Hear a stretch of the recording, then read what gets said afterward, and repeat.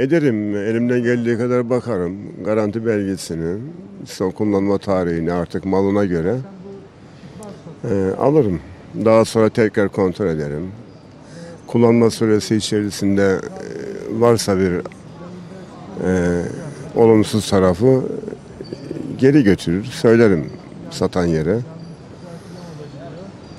Aşağı yukarı biliyorum.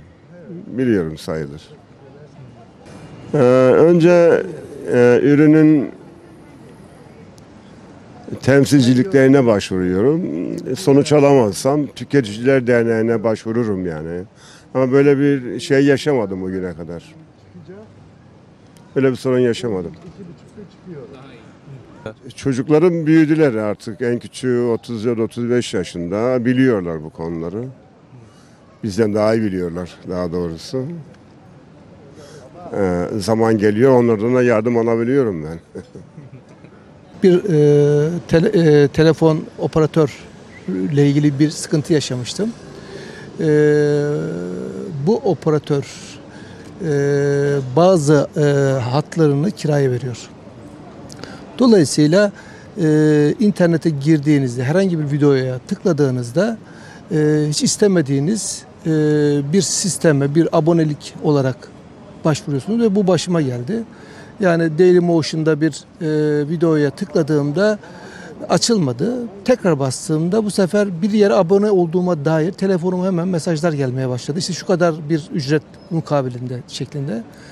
Ardından ben bunu operatöre ilettiğimde, yani bağlı olan operatöre ilettiğimde böyle bir şey olduğunu ve sizin kendi iradenizle bir abonelik yaşadığınızı söyledi. Dolayısıyla o işin içinden çıkamayınca tüketici hakem heyetine dolayısıyla mecbur kaldık. Başvurduk. Böyle bir talebimiz olmadı ve bu mesajlar gelir gelmez hemen ben ilgili sistemden çıktığımı deklare ettim.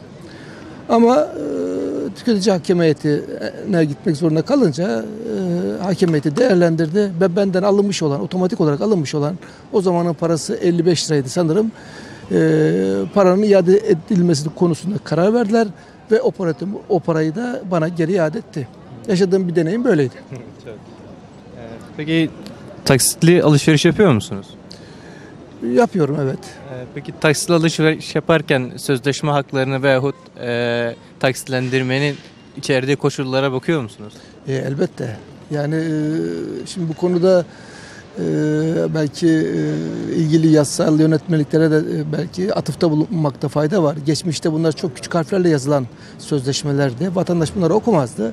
Şimdi bugün de bunlar çok uzun ibareler içermekte. Yine vatandaş okumuyor. Yani bir bankadan kredi sözleşmesi yaptığınızda da önünüze işte görüyorsunuz, hemen yanımızda bankalar var. Sayfalarca size metin koyuyorlar ve okumadan da imzalıyorsunuz. Eğer bu çok gerekli bir şey değilse niye önümüze koyuyorlar? Eğer gerekliyse bu kadar detaylıca yazılan şeylerin vatandaş tarafından okunmadığı durumda zaten tüketici kafadan 1-0 kaybediyor. Yani dolayısıyla bunun bu yanıyla da, yani metinlerin kısa olması, vatandaşın hemen okuyabileceği, hayatında ders kitabından başka kitap okumayan bir memleketin evlatları olarak bu daha ihtiyaç var. Vallahi bu yaşadıklarımız nedeniyle ülkemizin içinde bulunduğu durum ve kartlara, kredilere, taksitlere dayalı bir ekonomi sistemi yürüdüğünden dolayı ister istemez bu konuda uyanık davranmak ve sırtımızı her zaman duvara yaslamak gibi bir durumdayız. Biz böyle olunca çocuklarımız ve çevremizde elden geldiğince uyarmaya çalışıyoruz. Bilinçli bir tüketici olduğunuza inanıyor musunuz? Bir malı satın alırken gerçekten... Tabii muhakkak tasarruf etmem lazım. Ona göre geliş gidiş birbirine eşitlenmesi lazım. Bir malı satın alırken fiyatının bütçenize uygun olup olmadığını dikkat ediyor musunuz? Ediyorum. Bakıyorum hangisi daha uygun bana, onu alıyorum. Peki bir malın ayıplı çıkması veya kusurlu çıkması durumunda başvurmanız gereken mercileri ya da yasal haklarınıza dair fikriniz var mı? Var. Hepsine gidiyorum. Ondan sonra hakkımı koruyorum ve ondan sonra yanlış yapanlar da cezalarını buluyor. Kaymakamlığa, ondan sonra tüketici hakları, ona işte şeyi var. bürosu var. Oraya gidiyorum. Oradan ondan sonra efendim ilgileniyorlar, bakıyorlar. Onlar bakmazlarsa Eminönü'nde merkez var. Merkeze kadar gidiyorum. Ve bu ondan sonra yanlış yapanları epeyce uğraşıyorum bunlarla. Son birkaç sorum şu şekilde olacak. Ailenizi veyahut çocuklarınızı varsa bilinçli bir tüketici olarak yetiştirdiniz mi? Tabii hepsini bilinçli olarak yetiştirdim. Hepsinden ilgilendim. Hepsi ondan sonra evlendi, çoluk çocuk sahibi oldu. Yuvadan uçtular. Hanımla ikimiz kaldık. Vallahi satıcılar kandırıyor. Kandırıyor. Çok para kazanmak istiyorlar. Efendim, çok para kazanmak istiyorlar. Halbuki tüketiciye biraz bakmaları lazım. Bakmaları lazım. Bakmıyorlar ama biz de halk olarak mücadele etmemiz lazım. Onlara ondan sonra fırsat vermememiz lazım. İcap ederse mesela kışın yazın biz 40 sene evvel domates, patlıcan falan yemezdik. Şimdi başladık yemeye. Yemeyelim gene aynı şekilde. Başka gıdalardan alalım aynı şeyleri. Biraz bilinçli olalım. Bizde de var yani kabahat. Yalnız onlarda değil. Onlar artık aldı yürüdü. Siyasete de katıyorlar bu işi. Siyaseti de katıyorlar. Yani iyi bir şey değil. Halkı eziyorlar. Onun için marketler de evvelden iyiydi. Şimdi marketler de başladı. Pazarcılar gibi insanları kandırma. Ama ben mesela fert olarak kendim hiç bir zaman yanlış yapmıyorum. Bakıyorum, ediyorum, araştırıyorum. Alıyorum. Onlar da cezalarını buluyorlar. Siz bir tüketici olarak bir malı satın alırken gerçekten ihtiyacınız olup olmadığına veyahut alırken fiyatının bütçenize uygun olup olmadığına dikkat ediyor musunuz? Tabii ki sonuçta ben de öğrenciyim burada. Gelirim de belli. Onun için tabii ki de yani herkesin yapması gereken bir şey. Olduğu kadar ve kredi çekmeyi de fazla pek tercih etmiyorum ben.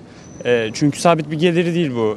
Onun için tatminli, tedbirli bir şekilde ihtiyaçlarım olduğu kadar alışveriş yapmayı her zaman yaparım yani. Çok fazla bilgi sahibi değilim ama alışveriş yaptığım yerlerin kurumsal olduğunu genellikle tercih ederim.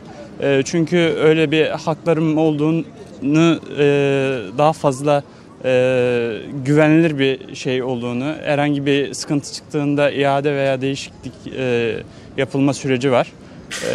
Yani onun için onlara dikkat ediyorum tabii ki de. Ama resmi olarak mahkemelik bir şey şu ana kadar olmadım. Maalesef de bilgim yok. Garanti kapsamı olsun, ne kadarlık bir süreç, kesinlikle bunu belgelerde yani görmek isterim her zaman. Her zaman da bunu kontrol ederim.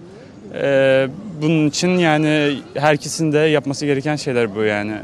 Maalesef bazı vatandaşlar buna pek şey yapmıyor. Ondan sonra mağduriyet söz konusu oluyor. Onun için ben her zaman kontrol ediyorum tabii ki. Tüketici olarak yasal haklarınızı biliyor musunuz? Yok, tam olarak bilmiyorum. Sadece iade ve değişimi, fiş gerektiğini o kadar.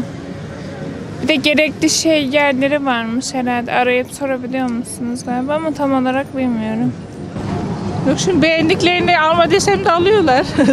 Öyle dinlemiyorlar ama yani ihtiyaçlar olduğu zaman alın diyorum, hani alacağız demeden kurtuluyoruz. Tamam, indirimlerini takip ediyoruz. Ya şöyle, mesela bana bir ayakkabı lazımsa illa kalmam gerekiyor. Hani gerisini düşünmüyorum. Ayakkabı lazımsa alırım yani. Vallahi ben hiç düşünmüyorum ya. Alıyorum yani. Özellikle hani marka takıntım yok ama özellikle en marka olanları alıyorum herhalde kendime. Eğer ki mağazadan aldıysam defoluysa mağazayı fişiyle beraber geri götürürüm yani. Sizin nasıl oluyor? Benim de aynı şekilde fişiyle birlikte geri götürürüm yani. Ya benim cebime para girdi ama ben direkt harcıyorum ya. Hani bana lazım olmayan şeyleri bile alıyorum, biliyor musunuz? Hani ihtiyaç olur diye. Bence ben bilinçli değilim. Hiç değilim ya. Hiç değilim yani. Bilinç yok yani. Hiç değilim. Yani biz yanından bile İhtiyacım geçmiyoruz olmasa belki. bile bir şey beğeneyim direkt alıyorum. İhtiyacım olmasa bile. Öz eleştiri olarak ne yapmamız gerekiyor? Tasarruf. Tasarruf, kesinlikle tasarruf ama onu yapacak Tasarruf. yaşta mıyız, daha değiliz. Çünkü bir aileye bakmıyoruz. Hani Kendi adına konuşuyorsun. kendi en büyük sıkıntımız Hani kendimize bakalım, kendimizi doyuralım, kendimiz giyinelim, bu kadar. Çünkü bir aileye bakmıyoruz, bir sorumluluğum yok. En fazla sorumluluğum kendim. O da daha kendime bile bakamıyorum, yani öyle de bir şey var. Yani ben ya tasarruf diye düşünüyorum. Çünkü hani bir şeylerden kısıp da geleceğe yatırım yapmak benim için en doğrusu diye düşünüyorum. Sonuçta ileride benim bir evim olmasını istersem, arabam olmasını istersem ya da ayağımı yerden kesecek bir taşıtımın olmasını istersem tasarruf yapmam gerekiyor. Bunu da boş şeylerle harcayamam.